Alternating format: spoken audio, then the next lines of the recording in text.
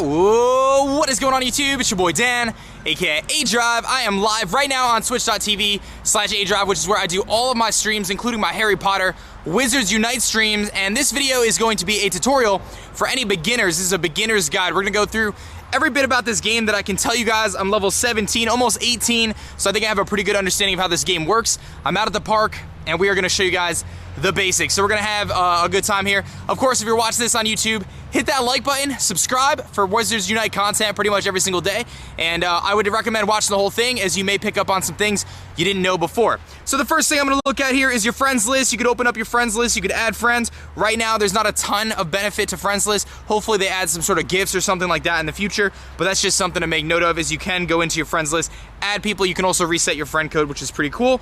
The next thing is your ministry ID, which you can load up in the bottom left corner. You could change your name, you could change your title, you can change your house. Ravenclaw, Hufflepuff, Slytherin, and Gryffindor, of course, are the various houses. You can pick any of those, and you can change those at any time. You can also pick your wand, which has no impact on gameplay, so keep that in mind if you want to pick your wand. Don't stress it, you can always change that as well, and you can change your name there as well. So all these things can be changed. I will say that when you're doing the ministry ID, you'll notice there's a little red dot there. That means there's a filter you haven't used. That red dot, it's probably gonna always be there, because there's kind of a glitch in the game right now where that red dot is always there. The middle button is gonna showcase basically what's in your suitcase. So this is gonna be all the stuff that you're carrying on you. So we'll look at potions first. Potions can be brewed. One of the things I would recommend is when you're using potions, fill up your potions, especially before you go to bed. These potions are going to automatically brew with the game closed. So that's something very important to note. You can click on the little ladle that's sticking in the potion, and you can actually use master notes. I have a video on master notes that'll give you guys the insight you need there on what the master notes are for each potion, but this is gonna speed up the potion process by 15% every single time. Again, always have your potions loaded, ready to rock, because they will go overnight. You have your vault here. This is gonna be where all your stuff is stored. You have your potions, you got all that good stuff there, all your ingredients. There are some ingredients that are rarer than others, things like unicorn hair, armadillo bile, etc. A lot of those times you're going to be able to use those ingredients for potions. What I would recommend is, if you are doing fortresses, you're going to want to make sure that you clear out your ingredients before you do fortresses and things like that, or specifically port keys rather, because you don't want to get rare ingredients from port keys and have to bail on them.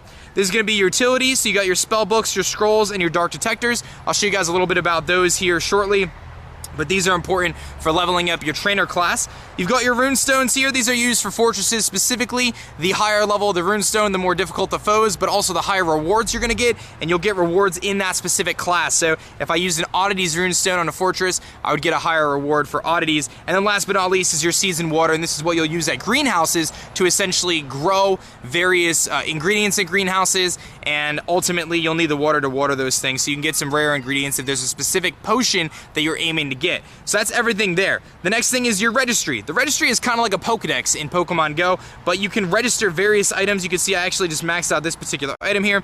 As you finish that item, you're gonna get points towards your rank. As you rank up, you get more scrolls and books. That's basically the gist there. So this is kind of like your dex. Every different category matches the symbols on the real map. So you can see your zoology symbol, you click on that, you can get a magical creature and fill out these pages.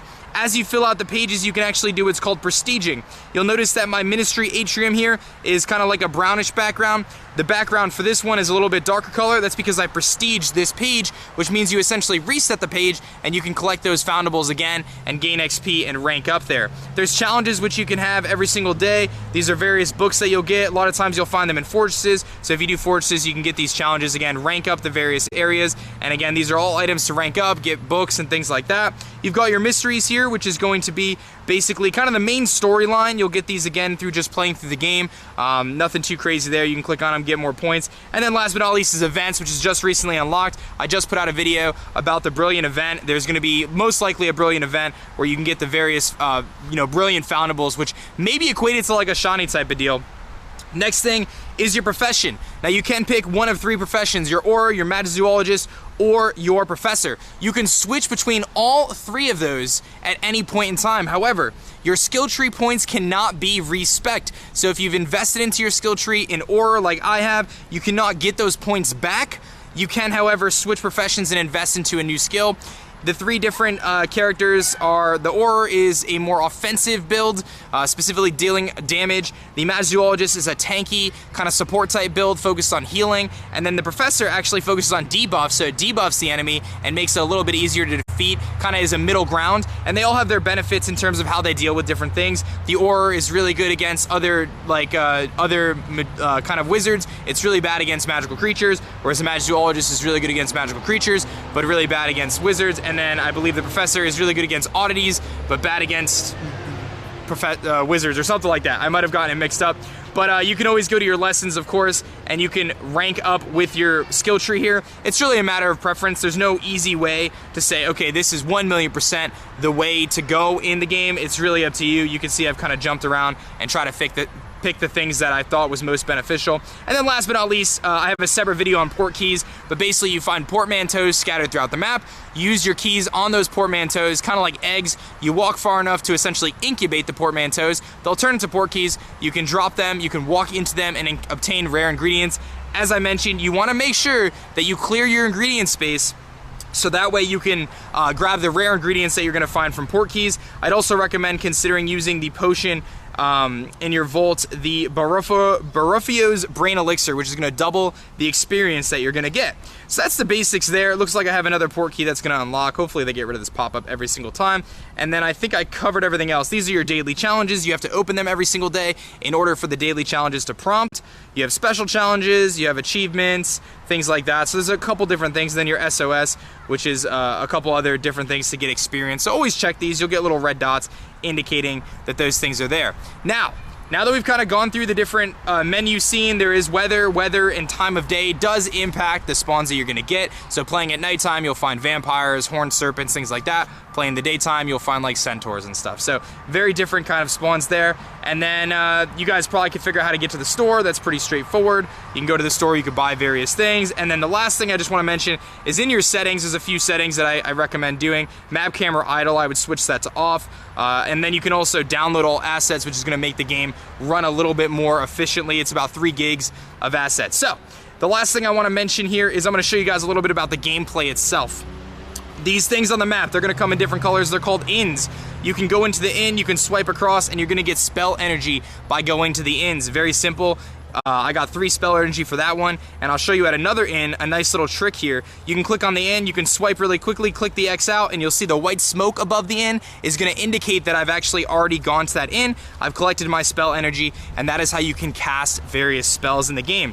When you look on the overworld map, you're going to see various things. You're going to see ingredients, like this little ingredient right here. My vault is full, so that's kind of a bummer, but nevertheless. And then you're going to see all these different kind of icons.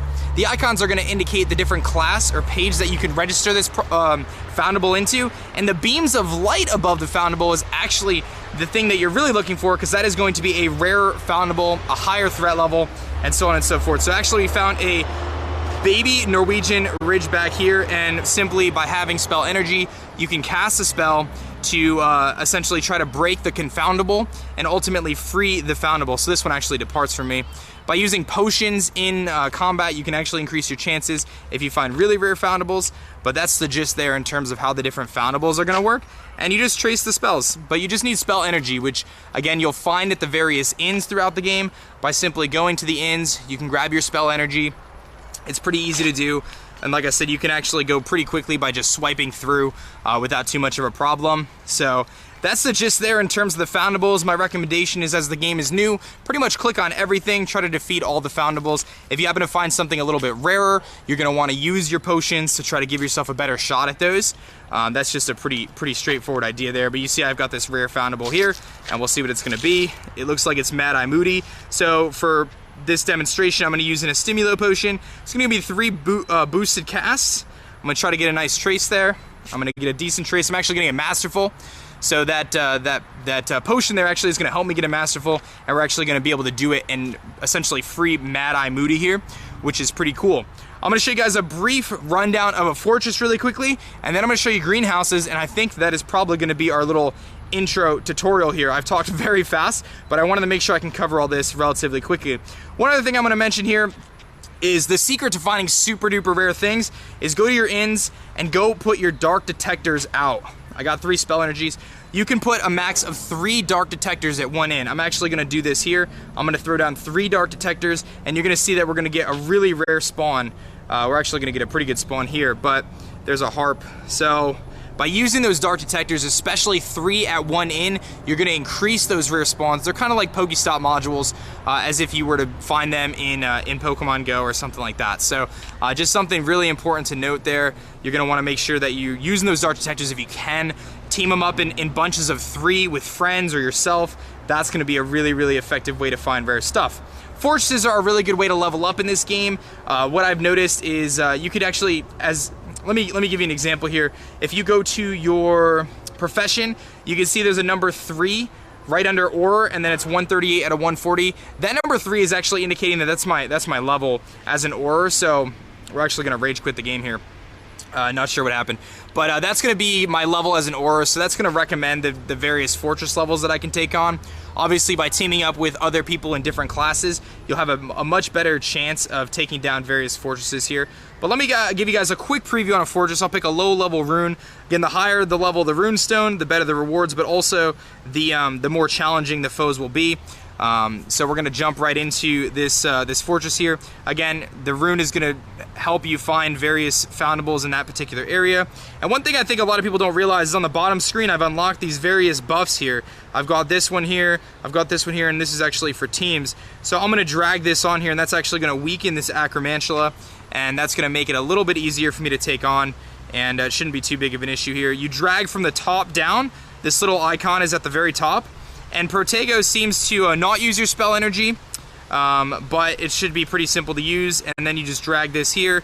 This does use your spell energy though to attack in these various fortresses, so make sure that when you're in the fortress or when you enter the fortress, you have enough health and you also have enough spell energy to actually be able to take on the fortress in the first place, because you're going to want to make sure that you don't run out in the middle of casting. So I only have 5 left, so I know I can beat this guy with just the 5 that I have, but keep that in mind. You want to make sure you have a good amount in terms of how you're going to approach this different fortress. So we'll do that. We're going to knock this dude out, and then you'll see we'll get various bonuses here for doing just that. So nice little victory. We're going to get the advanced rune translation, and we're going to get some good experience, 250. This is a really good way to level up, of course, and that's what I would recommend, is actually just doing fortresses to level up. There's an incredibly rare foundable right there, and that's from our whatchamacallit, using our dark detectors, and it's actually Ron. This is a very high threat level, a severe threat level for Ron, and exactly showing you exactly how those dark detectors are going to come in clutch. So we're going to very carefully trace this and use a potion and hopefully have a little bit more luck. I think I failed Ron last time I ran into him, but hopefully we'll have better luck this time. Don't book it, please, Ron. Okay. I don't actually have a lot of spell energy, so I may fail this on the fact that I don't have enough spell energy because I didn't even think about it. So yeah, he's going to depart, so I'm going to fail that altogether, so that's a bit of a bummer there. So using those potions is really clutch. And the last part of this tutorial, just to give you guys a little rundown on greenhouses. Greenhouses you can actually get spell energy from, but they're more about the ingredients.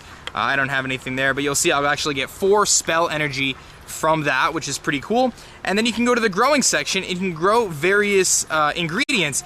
The only thing is they take a long time to grow, so you can just plant them, use your water and your seeds, and ultimately it'll tell you how long it takes, and then those ingredients are there for everyone to gather on their own game if you wait long enough. So that's the gist there, man. I recommend just having fun with this game, you know, clicking on all the different foundables and trying to do your best to defeat the confoundable. That's gonna help you rank up and get rare objects and stuff like that. And I think I pretty much covered all the basics here for Harry Potter Wizards Unite. I wanted to film this little intro for you guys. I know a lot of people have been asking questions, but I talk super duper fast. Normally I don't talk that fast, but I think I covered pretty much everything I needed to cover. Thank you guys so much for watching this. Hit that like button, subscribe if you guys are new, of course. If this is your first time seeing me, I'm gonna be covering Wizards Unite on my YouTube channel pretty extensively. I appreciate you guys watching this video. Hopefully you found something that helped. If there's anything I missed, feel free to leave it in the comment section below. That's gonna be it for me, guys. My name is Dan. I also go by aDrive. I'll catch you guys in the next one. Peace out.